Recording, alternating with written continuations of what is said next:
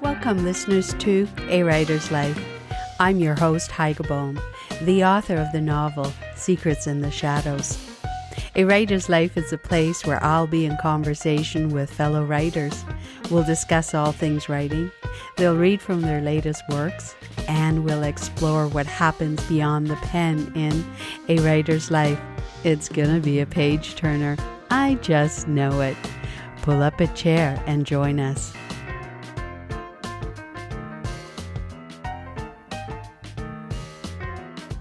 I'm recording on the traditional, ancestral, and unceded territory of the Squamish Nation.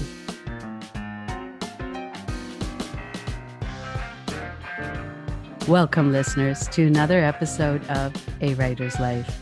Today, I'm embarking on a fabulous journey with Bill Arnott, who is the best-selling author of the suspense thriller series Gamble Novellas, All Ages, Allan's Wishes, illustrated, edited, poetry collection Forever Cast in Endless Time, column series Bill Arnott's Beat, award-winning travel memoir Gone Viking, a travel saga, and the travelogue sequel Gone Viking II, Beyond Boundaries.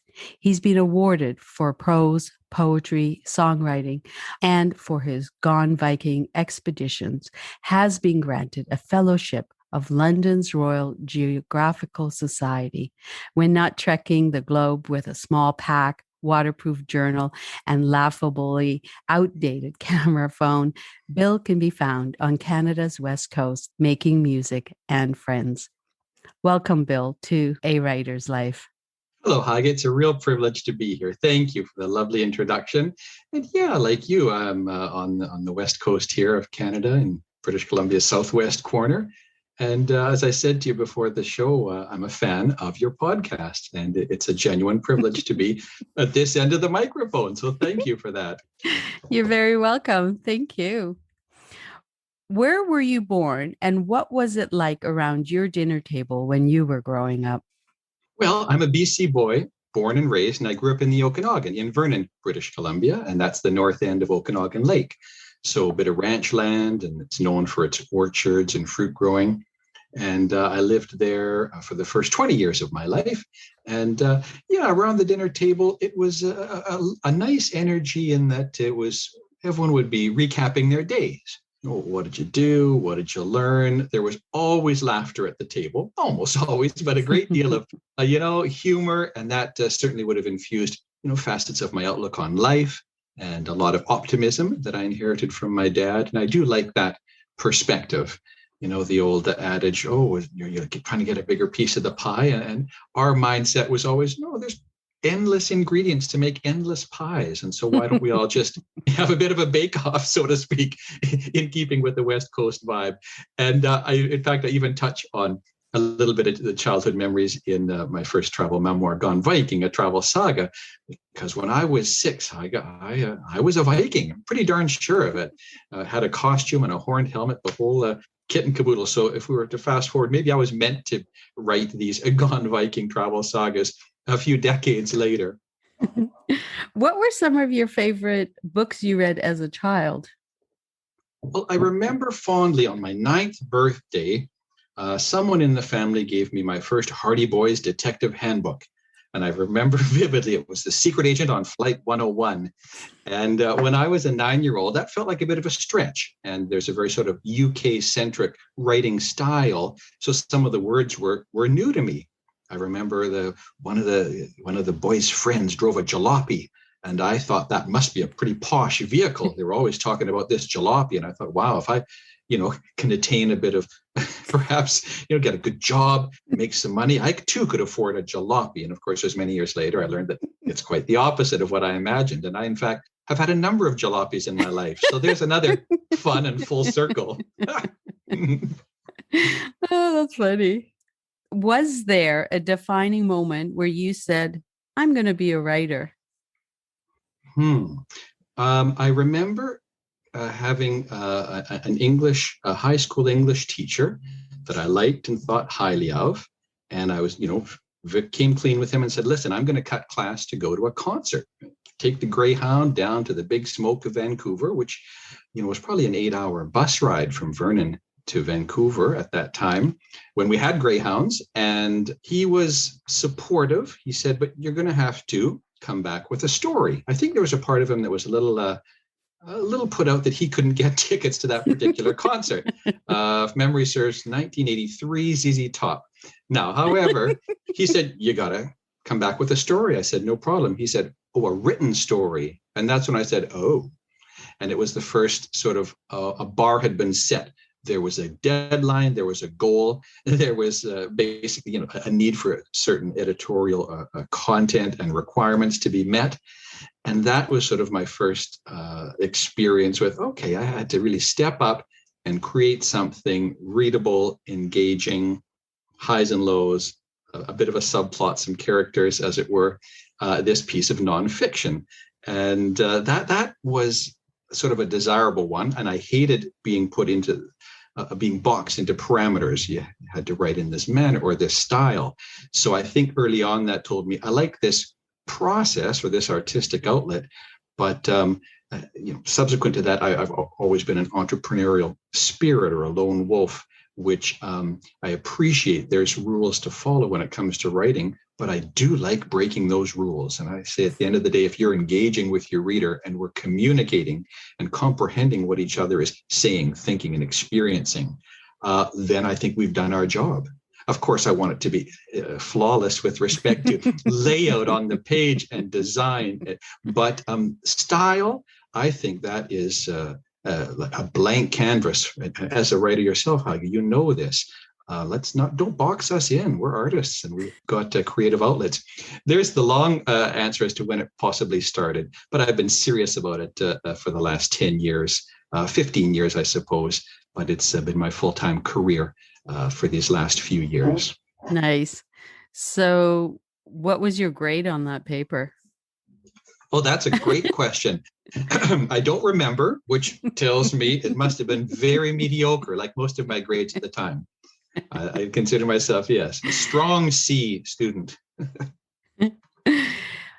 You've traveled a lot. Was that something you had always wanted to do? Yeah, looking back, when I wrote my first travel memoir, it's called Dramamania, which is an $8 word for wanderlust.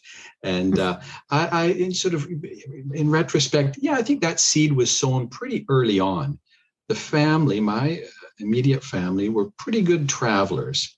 And not that I like pins in a map, but if we were to put little flags on a big old world map, we've been to an awful lot of places. Now, to me, travel is all about the experience and sort of tactile and sensory engagement and those sort of takeaways in personal growth or development.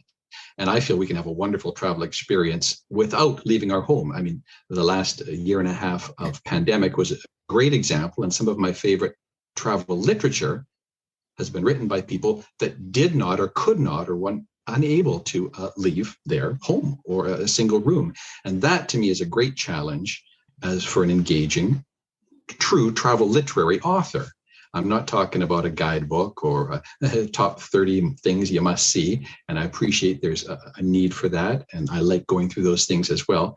But for proper engaging travel literature, that, circling back, to me is what this is all about, this engaging process. So really pursuing that is what honed and then continues to develop in me as a travel writer. And I love the process of doing it. I've been a fan of reading travel literature. I love going and doing that for those firsthand experiences with mildly adventurous travel. And then, of course, sharing those experiences with others. And what I love now is when you engage with so many, I've been very, very privileged and humbled to engage with a lot of readers now around the globe.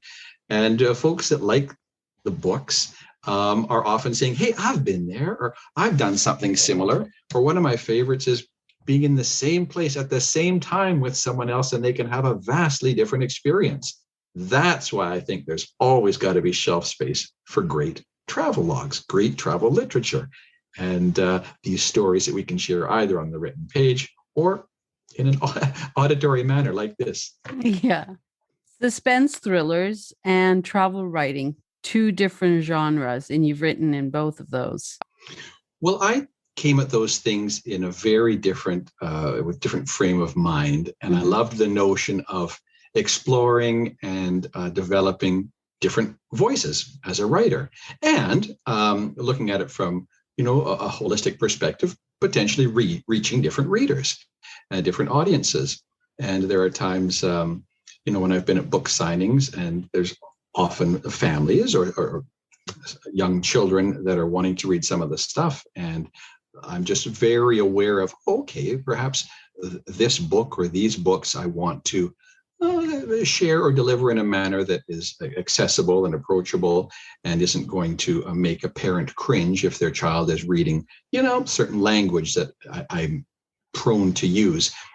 And by that same token, I like letting that pendulum swing. And with some of the my fiction writing, I'll let that a little bit of off-leash time for the creative, and I will say what I think. One of my favorites, I think I was pretty young, maybe 12 years old. I read Stephen King's book. It was on writing, which is half autobiographical and half like a reference text.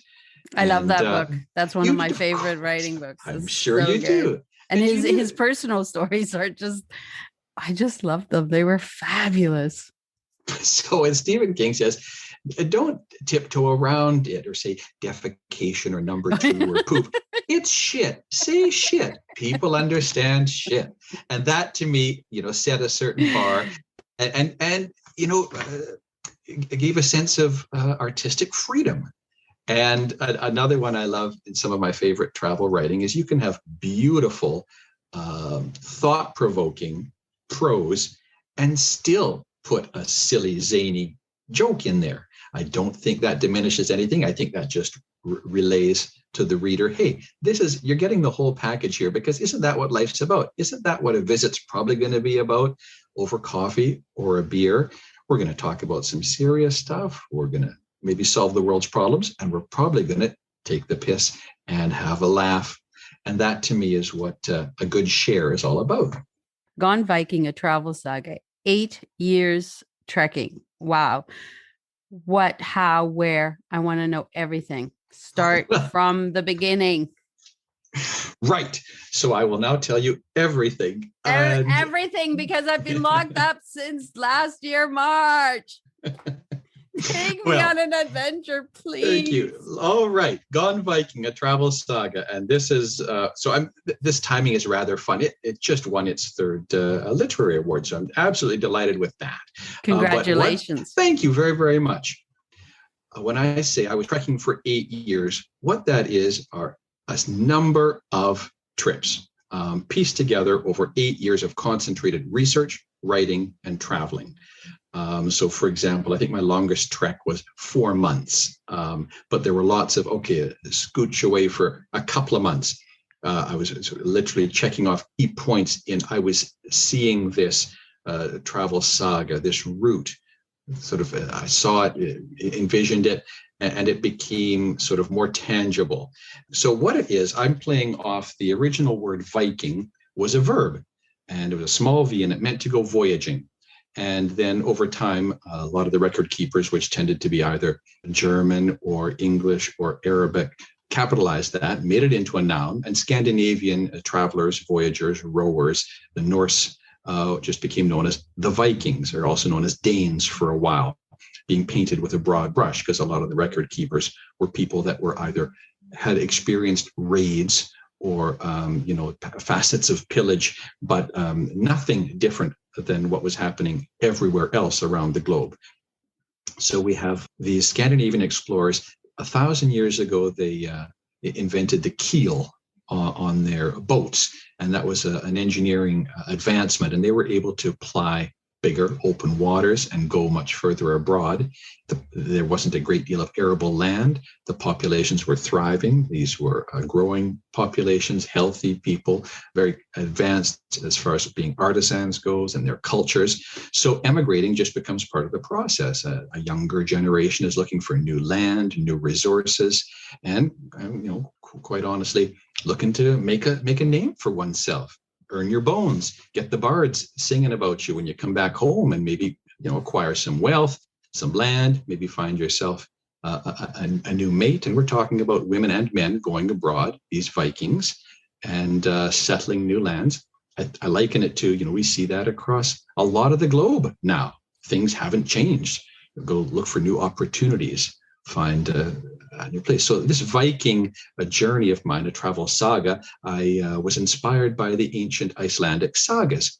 They were amongst the best record keepers, writing about these things, from the 12th century on, because that was a culture across Norway, Iceland, Sweden, and Denmark. It was more of an oral tradition. There were some rune carvings, but it was more about singing songs, telling the stories, like so many of our First Nations across the Americas, oral culture. But as that started to get written down, then all of a sudden we've got these written historical records of these innovative, great, adventurous voyagers. So I started looking at it and I realized, gosh, the top half of the planet had been explored by these Vikings.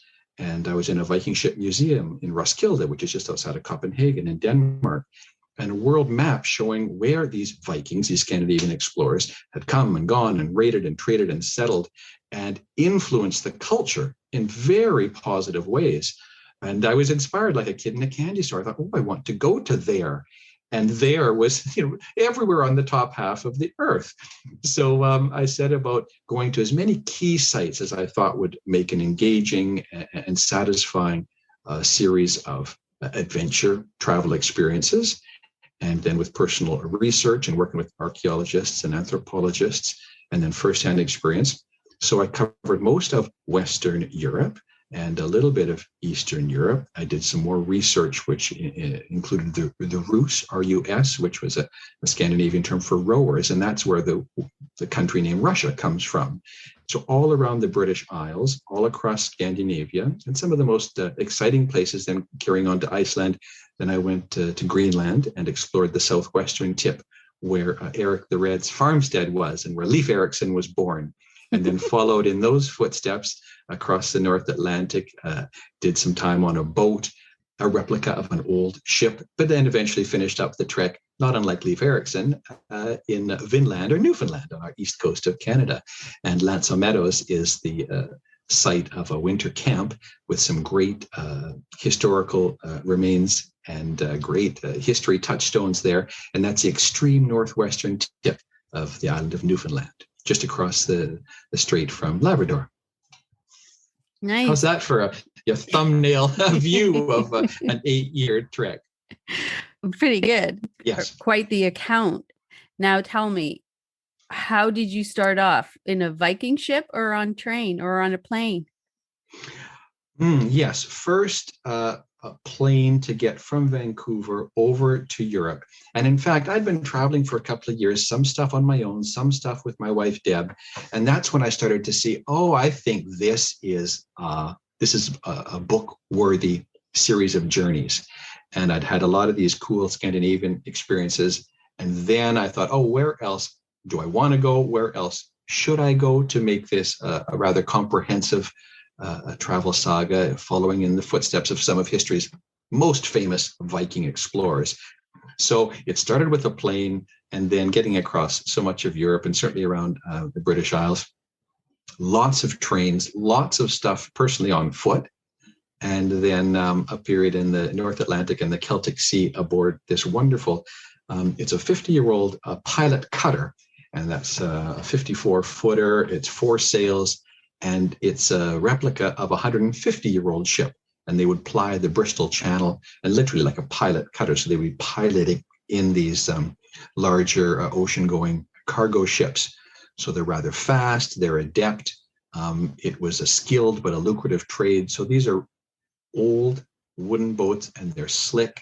In a pinch, 2 of us could sail it. I was part of a crew of 7, but that's how it works. And we had some beautiful and some rather hairy experiences out on that North Atlantic and around the Isles of Scilly, which isn't too far off the extreme southwest coast of England. And it's just sort of south of Ireland there. And I was really following Olaf Crowbone, was one of the most famous Viking explorers. He eventually became a king of Norway around the turn of the millennium.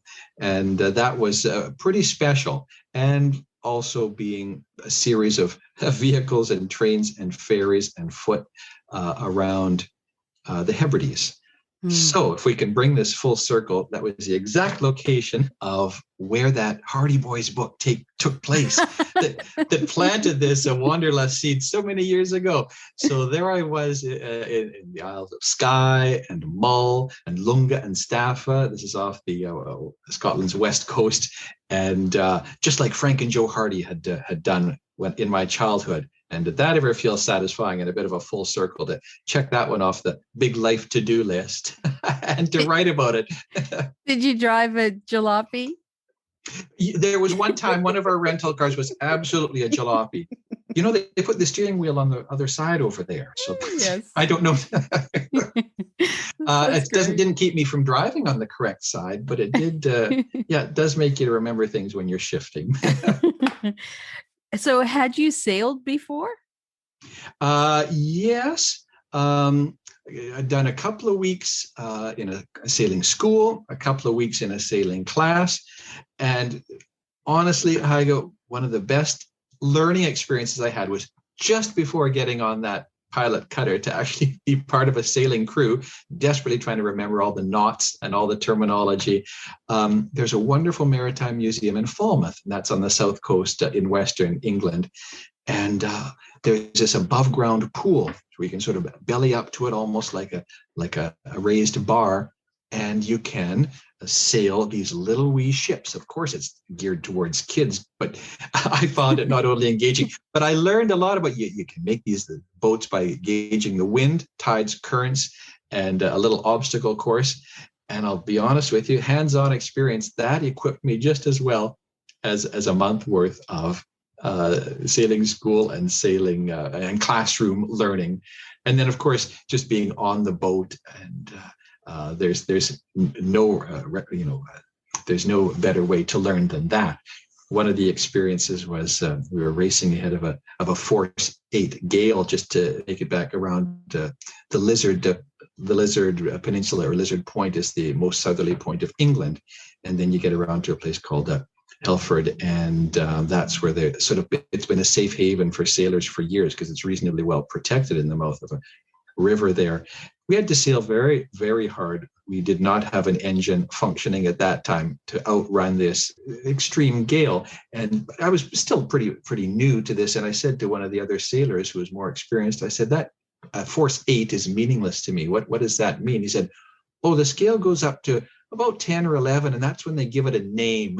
Like a Hurricane Andrew. So we weren't far off getting a name given to our storm. And all I knew is we had to sail as though our lives depended on it, which I don't know if we were in any great danger, but the skipper certainly had us all put on our survival suits and we were tethered up with lifelines. And it does get the adrenaline going. And the front half of the ship was submerged every time we went through these very high rolling breakers. He didn't seem concerned. An old maritime merchant marine sailor. So I'm sure it was, just another day at the office for the skipper. But for the rest of us, it was a rather exciting and adrenaline pumping experience. And you were on it for a month? That particular boat, that was 1 week. We did 1 week and sailed around the Isles of Scilly, and there's some wonderful history going back to the megalithic and Neolithic, so the Stone Age, and then they've been inhabited. A lot of burial mounds and cists and cairns and stone circles have been there since the Bronze Age. So it's a very, very special place, a spiritual place, no matter, whether you're atheist or agnostic or whatever faith base or lack thereof you have. You can't help but feel a real connectivity with the spirituality in those kinds of places. 10 years ago, my husband and I, we traveled to Europe. Originally, I'm from Germany, and I had not been back. And so I had booked tickets on the train, the fast trains in Europe. Mm-hmm. And I didn't tell my partner about it, but I did say, we're taking the trains. And he thought train like Royal Hudson. that's how we would travel. And so when we got on these fast trains, his face just lit up. I mean, we were just flying down these tracks. And it was such a great experience because neither of us had experienced the fast trains. What were your impressions of train travel through Europe?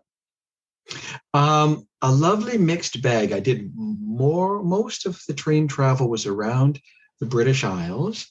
And so there's quite an array. You can get these branch lines that really are a bit rickety. And there's, obviously slick ones on the main commuter routes as well. But I was always surprised at how long it seemed to take to get around what on the map is a seemingly small country. But gosh, days and days of travel to get to and from these different points. Now, maybe it's because I was making a lot of stops along the way. But I appreciate what your husband must have felt, because most of my experiences would have been more like when you use the term the Royal Hudson, not always the silverware necessarily at meal times, but certainly that sort of shimmying feel that you can't help but feel like you're cast in an Agatha Christie story, which is kind of romantic and lovely. Poetry, songwriting, what came first? Oh, well, there's a good question. I bet it's two sides of a similar coin. At times some of the lyrics are poetic and vice versa. And, they aren't always the same thing. But yeah, I guess I've been doing the songwriting and facets of poetry. Maybe the songwriting was first. And then as I became more of an avid reader and then came to love these nonfiction travel memoirs and becoming a fan of that style of reading, authors like Paul Theroux and Pico Iyer and Freya Stark and Jan Morris and Michael Palin and Bill Bryson and others. Many of my favorites, I realized, hey, they were also poets. And it wasn't a side venture. It was, another facet of their artistic outlet. And I thought, well, there's got to be something to this. This poetry seems to be making these writers' prose better. Yeah. So I did a couple of classes to learn about poetry, and it was a wonderful endeavor to improve the prose writing, which I know it has. And wouldn't you know it, that does come around and has improved the songwriting as well, being able to shake a lot of chaff from the wheat and boil things down to their essence. I always liken it to being in the kitchen.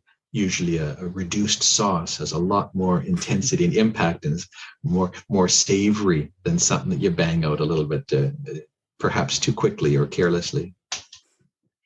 Will you delight us and read some of your work? I would equally be delighted to do so. Thank you. Would you like to hear some prose to start? Whatever you would like to read. I would be delighted to listen to anything. Well, I'd love to give you a little bit of a 1-2, if that's okay. I'll start with a passage from Gone Viking, a Travel Saga, and then maybe we'll sashay into a little bit from Gone Viking II, Beyond Boundaries. How's that sound? Fabulous. So Gone Viking, a Travel Saga, I think it makes sense. We may as well start with the prologue, and that sets a nice tone. And I'm going to use the word sculls with the C, those slender rowing boats. And the prologue to Gone Viking, a Travel Saga goes like this. Sculls slice the bay, the softest splash in morning calm. Each stroke of oar swirls water into quotes, grasping at a poem. The reach and pull, the heartbeat. They do that on the Rideau, someone says. A coxswain barks instructions.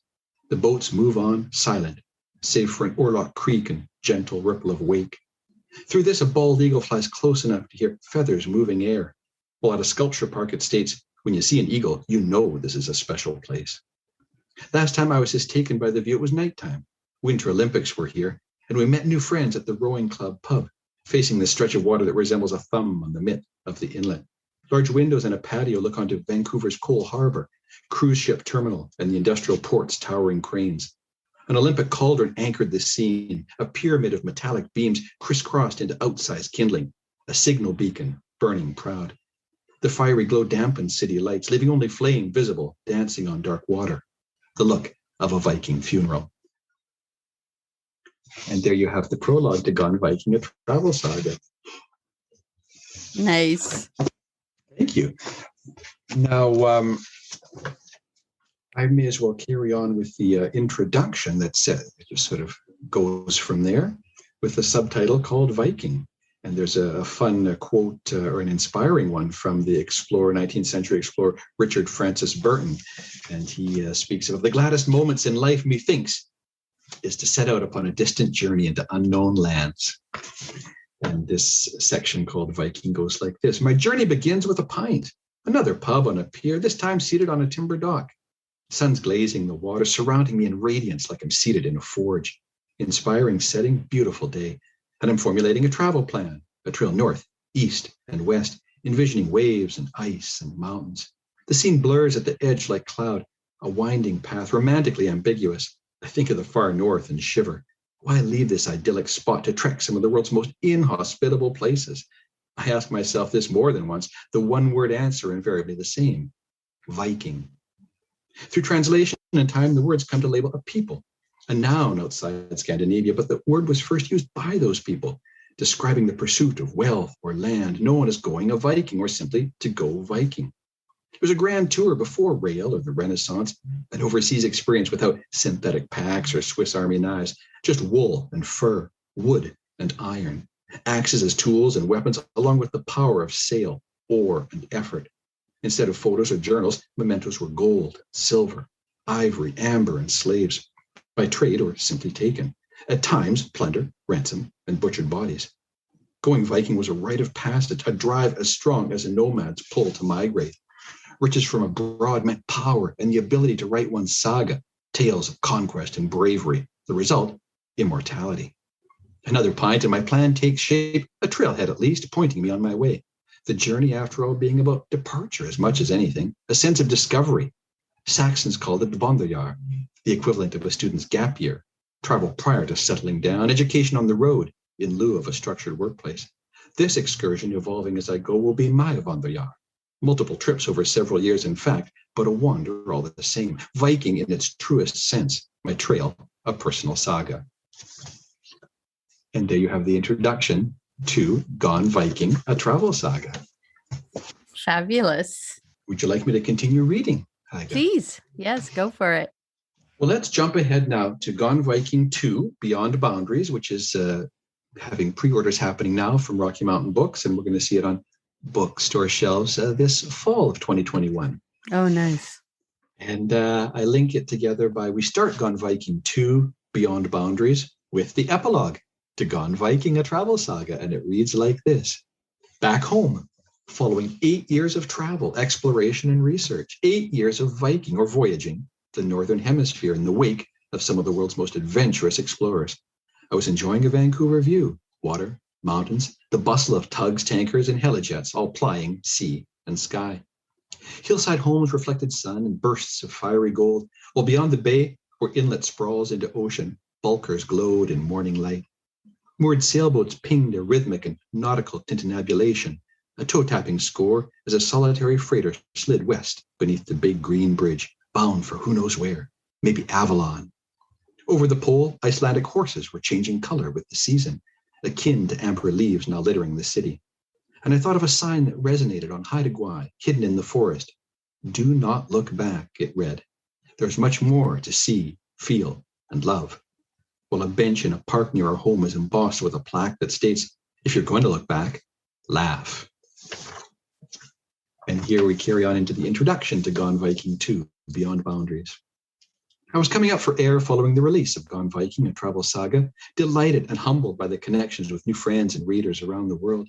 And while that odyssey took me across half the planet, the explorer in me, unsurprisingly, remained unsated. Much of that journey's appeal were those moments of mystery akin to the original Scandinavian sagas, when there wasn't always a conclusion, no answer, solution, nor even a clearly marked finish line. Those dreamy expanses where horizon and cloud commingle in misty swirls. You convince yourself where you are is real, and beyond that, perhaps, lies the magic that fuels everything. Meanwhile, tangible, imagined, physical, emotional, geographical, and spiritual boundaries remain, at times by our own making, by others imposed upon us. While Gone Viking, a travel saga, embraced the adventure, playfulness, and discovery inherent in travel, it remained, I believe, within acceptable parameters. Now I've Gone Viking again, a series of voyages toward the unknown, only this time I'm setting rule books aside. We'll play fair, make no mistake, just not necessarily within guidelines. And I welcome you. There's always room for another adventurous wanderer, another Viking. But this time, our destination lies elsewhere. This venture was unlike any I've experienced, the result of travel restrictions. Yet through it all, the world opening anew, a depth and breadth of connectivity that simply wasn't there before pandemic was our norm. This may also be the most ambitious expedition I'd undertaken. As a recently appointed fellow of the World Geographical Society, I felt an obligation to do justice to what every traveler craves, the experiences we pursue, exploration no longer being shuttling one's husk between locales, accumulating passport stamps, but mental, emotional, and tactile transport between places, times, and sensory touchstones, occasionally glimpsing just what it is we're doing here. Invariably, these wanderings, recording the world around us, emerge as scribbles in journals, our present-day version of scribes putting quilling to vellum. Once more, I've done the same with a weatherproof pack and blank notebooks. Again, I've gone Viking, only now it's a journey beyond boundaries. And there you go, Haga. Wonderful. Thank you. So question, how long did it take you to put the whole book together? So that first Gone Viking, a Travel Saga, that was a full 8-year project between the research, the writing, and the travel. And now we've had fun the last couple of years, just following up with readers, and there's been this lovely sort of groundswell of grassroots support, and we have this hashtag Gone Viking community. And folks have been sharing photos of themselves with the book all over the world. It's just been absolutely delightful and humbling. And bookstore owners, invariably, someone can find a Viking helmet somewhere in their costume kit. And so I've got, we have a lovely array of photos of folks. So you could say that's ongoing, but Gone Viking II, Beyond Boundaries, there's definitely some overlap. If we were to diagram this, I had been writing this Gone Viking II. It encapsulates things that happened prior to the first one, concurrent to the first book, and subsequent to that. So it also encapsulates about 10 years worth of travel and research and writing, but over the past 2 years is when it was really fine-tuned to be what you're going to see on shelves this fall of 2021. Nice.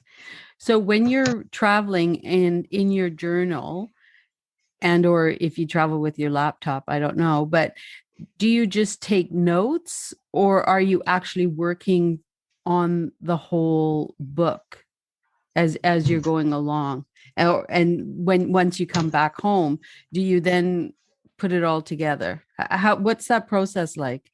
There's definitely some a lot of creating and creativity happening while I'm on the road, and I think that's the experience for a lot of travel writers.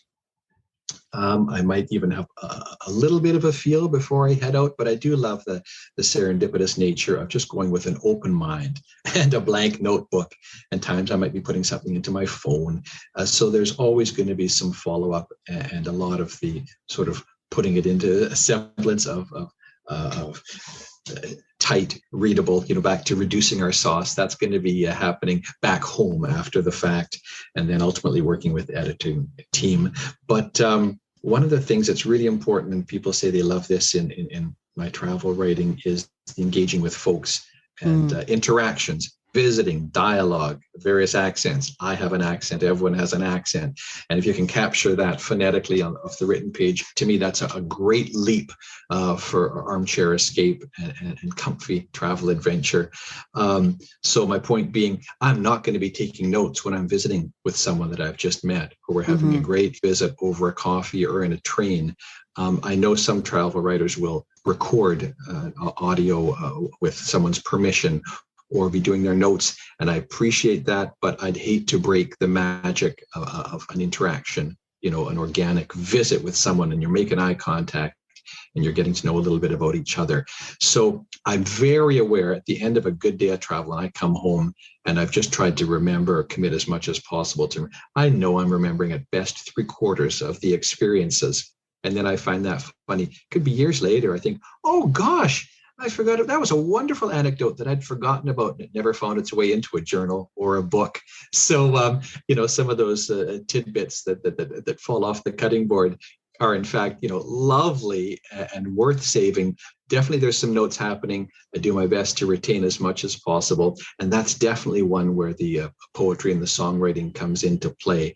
You don't see anyone reading their song lyrics at a live performance, and I've always been a proponent of learning my poems. People say memorizing, and I say no, that's something different. You can memorize a national anthem, but to learn and actually know your stuff, and you can change it based on perhaps musical accompaniment, tone, venue, audience. That's knowing your stuff. So that helps with the little brain exercises and being able to retain a lot of the day's activities, and or at least the fun, engaging encounters that I feel are book worthy. What does a day in your writing world look like? Well, here's a good example that might speak to your earlier question, but it'll also answer this one as we go. Definitely get a pendulum swing with respect to the creating part of it. And then as an author, Haiga, there's times that, your publishing team and your publicist wants or needs you to focus on, hey, it's time to now share this with folks. Here's some gigs. You're going to be speaking, you're going to be reading, you're going to be engaging with folks. And that's certainly not writing time. And you don't always get to design that part of your calendar or your schedule. And it's lovely, and it's engaging, and it's flattering, and it's always fun. But there are times that I will just, if I want to just put my head down and write, I'll do that in great blocks of time. And it would be no surprise to folks that I'm corresponding with regularly if I'm not getting back to them as quickly as usual. They know, so Bill must be in creation time. And one of my favorite bits of advice from a songwriter, you'll hear other authors do this, and you may do this yourself, is also shifting, going back and forth between the hemispheres of your brain when you're in hardcore creativity mode, but then also changing that hat and taking a step back when you're more in editorial mode, or are you in entrepreneur mode when you're visiting with bookstores and readers and that sort of a thing. Or like so many of us authors are inherently, shy people and introverts, and then having to change hats or at least pretend that you enjoy interacting with people. But as it always is fun. But, given the choice between going out and visiting with folks and signing books, as fun as that can be, given that choice versus, say, Netflix and pajamas, usually that choice isn't a tough one. Having said that, it's always lovely to go out and meet folks and hear their stories, because folks do want to share their stories with you. But that creative process, it definitely has an ebb and flow, the way I see it. I remember it wasn't particularly healthy, but I did nothing but write for a month in December. And normally I'd have much more of an ebb and flow to it. And I say not healthy because I'm not exercising necessarily as much at that time as I would like to, and perhaps not being as creative in the kitchen as one might like. However, the results were good from a productivity perspective, but I like the balance and going back and forth between, creating and then editing and then sharing and then meeting and having a laugh and then that kind of a thing. I had read somewhere in your bio, I believe, that you had a bit of training as a chef. Is that correct? Yeah, that's true. I did a culinary school and made some wonderful friends. And I did that as a middle-aged guy. And I liked the romantic notion of, I felt that was a transferable skill set. If my wife Deb and I were traveling anywhere and we wanted or needed to find some work, that to me is a skill set that you can take like a trade as an artisanal thing. Do it any place, anytime, doesn't go away. So that's something I'm really proud of, having that the equivalent of a ticket, so that I'm employable, and then, enjoying the process, being able to show off spinning the odd pan and some knife skills. They never go amiss. So that makes the whole process of nourishing ourselves kind of fun and engaging as well. Do you think you'll combine the Viking saga with cooking outdoors, Viking style? Fun idea. I hadn't thought of that. We did a wonderful Icelandic sort of food tour and experience really neat cuisine that comes from a long culture of having to preserve stuff. And perhaps when things are scarce, and how do you make things go a long way? But which, of course, is like cultural cooking almost anywhere. You don't, only for a very short period of history, if we had a grocery store to maybe go and get a selection of things. But yeah, I think that's a really fun idea. And maybe there's something to that. There's been some very innovative, like cutting edge world-class chefs coming out of Scandinavia for a number of years now, utilizing cool things like birch and things that we, West Coast Canada, we wouldn't necessarily think of as ingredients for a dish, but there's obviously a wonderful array of things in different game and different produce and different fish, whatever your dietary preferences or requirements are. I remember when I was doing research for my novel, which is a World War II novel, and I thought, oh, wonder what cooking with rations would be like. And so for a while, I was cooking war ration foods and found recipes, making cakes without flour or sugar, and certain foods that didn't have ingredients or very little of them. And after about a month of me doing this, Graham was like, could we just not do this anymore? Wow. Well, kudos to you. And the notion of going without for many of us has not been part of our day-to-day experience, has it?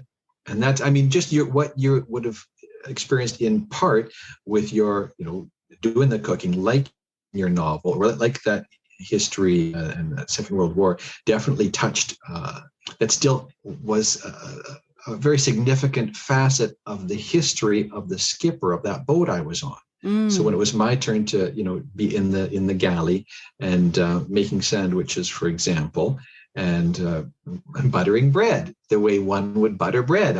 As a person these days, we're aware of, fat or calories or this or that, and also wanting to make food last. And he scolded me. He said, "We're not rationing anymore. Butter the bread, man, because this is a sailor and we need some fat." And now you can't see in the podcast, but I'm holding my fingers apart, a good quarter of an inch. Butter the bread, man. It's no longer, because there's a guy that grew up eating that kind of food like you made for that month, without butter and sugar, because it wasn't an option. Now we've got it. Don't you dare scrimp and ration, because that time is gone. I found in the pandemic, when everybody was hoarding food and just buying it, that was really interesting, seeing the empty shelves. I had never experienced that, but half of my relatives, they lived in East Germany, and they always experienced that. And one of the things coming out of it, I thought, you know what? We actually still have quite a lot of food. The shelves are pretty empty, or, we don't have 5-10 things to choose from anymore of pasta sauce. You just have 3. Yes, still have pasta sauce. You still have some kind of pasta, some kind of grain, and you had tons and tons of vegetables. And all of a sudden I just thought, wait a minute, I don't have to be in this fear mode of there's not enough. You can make do with what you had. And it really sort of expanded, in a sense, my cooking also, because you had to substitute, and I kind of found it fun. I completely understand. It's brilliant, isn't it? My Baba, which is a Ukrainian grandma, I often think she would be so proud if you can make a meal out of a mushroom, which you can with a little creativity and innovation. But back to your post or wartime or story, a chum of mine, German guy, bringing his mom, who was from their post-war Germany, bringing her out to North America a number of years later, and taking her into a grocery store. And it was a little too much. It was overwhelming. She said, "I'm sorry, I got to wait outside." Seeing the shelves and shelves, it was just a bit overwhelming and a bit too much. And of course, we take for granted, we were inconvenienced occasionally during pandemic, but we've never really, most of us, gone without. Any advice on writing? I'd be remiss to not plug my book. with the writer's tip, Bill Arnott's Beat, Road Stories and Writer's Tips. I was delighted that thing became #1 on Amazon recently. Nice. So some folks, back to, I'm not comparing myself to Stephen King, but the notion of we both love, when you have there's a writer that you like or you feel you can relate to, and they're willing to share nuggets. And I'm the first one to say, I'm not going to be telling you anything you don't know. I'm going to be tidily presenting those touchstones that you know to be true, like exercise, that you may either, need a little reminder, you lack the discipline to, maintain these sort of things. So that Road Stories and Writer's Tips, Bill Arnott's Beat, has a number of things in there that I've learned from mentors and students and peers, and just sort of, again, boiled down into a nice little concise reference book. But throughout, it's still got this sort of the vibe of a journey, which of course we're all on. And that to me is a lovely touchstone through a piece of writing or experience. But I would say for writers, if you want a little bit of, a soundbite, I would just say, have the confidence in finding your voice. Your voice. We're all, as writers, doing the same darn thing. And all of us as writers are doing it uniquely. And that to me is wonderful. Back to there's no a bigger piece of the pie. There's endless ingredients for endless pies. And it's the same with shelf space in bookstores, or whether you're reading, ebooks or listening to audiobooks. People want stories. We're a culture, a global culture of storytellers, and everyone can and should share their stories. I want to hear people's stories. I want to share my stories too. So that would be the best advice I could give to writers, and never, ever, ever stop improving your craft. Always be a perpetual student and know that you can learn from everyone. And this one that'll separate you from the pack, cheer for your peers. Celebrate your friends' successes. Be delighted by the commercial and literary success of the people in your circles, or people you don't know and people you do know. I think that's a wonderful thing. And next thing you know, you will be in that crowd, but you're still going to be cheering for everyone around you. That's lovely. Advice on travel. Go with an open mind. I would say something I did for a lot of years is I made a point of not taking photographs. I thought, I don't want to be that person behind looking through the lens and missing out on the experiences, or only seeing the experience for, trying to get that next perfect frame. And I did feel more engaged that way. Now, looking back, I'd love to have had some photos from some of those experiences. So there's got to be a happy medium there. I see too often folks, often at social gatherings, they're the ones behind the camera, and that just seems to be like a safe space for people. And I appreciate that. But I say, get in there, engage, look each other in the eyes, swap a story, have a laugh, offer up a shoulder when someone needs it. Travel advice is, do carry hand sanitizer. Be aware of folks' personal space, but do not be afraid to get lost. Quite literally, don't be afraid to screw up. Be cognizant of where you are. That you can be certainly if you're someone traveling on their own, be aware of safety and such. But also, given the right opportunity, always jump in. And there's an ancient piece of advice from Napoleon Hill, who was one of the first sort of personal development gurus. It must be 70. It could be approaching 100 years ago now. Yeah. But anyway, certainly huge 70 years ago. And he always said, go ahead and say yes.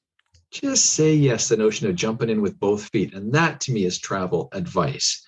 And always knowing that travel does not necessarily mean getting on a plane and adding to a carbon footprint. It can mean looking through a window with a fresh perspective, or engaging with someone on an elevator or in a coffee shop, or buying a stranger a cup of coffee. That kind of a thing can be a wonderful travel experience. And of course, you can take that anywhere in the globe if you so choose. That's wonderful. What are you working on now? Well, I am working on Gone Viking III. Nice. Because Gone Viking II is in the process of happening with respect to being on shelves, but from the creative process, that feels like a lovely, completed, a rewarding project, and I'll be having fun with it and engaging more with our Gone Viking community for another couple of years, I'm sure, with that title. But I'm already excited to put a third piece into this puzzle, and I see a lovely, natural sort of another bookend, if you will, to this ongoing travel saga and this process of small v Viking. That's wonderful. This was a blast, and thank you, Bill, for coming on A Writer's Life. I've had a lovely time. Thank you for sharing not only a little bit of yours, but enabling me to share lots of my stories. And for folks who do want to jump in as far part of our Gone Viking community, I would love to hear your stories, or if you've got a photo of yourself that you think fits with our sort of community of sharing fun travel experiences, or even if you have a copy of Gone Viking, I would love to see a photo from wherever you are with it. And the door is always open and the coffee is always on. Nice. In conversation with Bill Arnott. For more information about him, his travels, and his work, check the links below.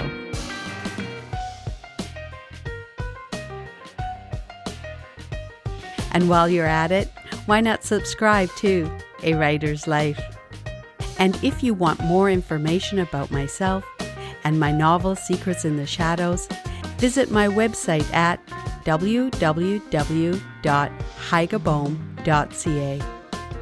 For a kinder world, take care of each other.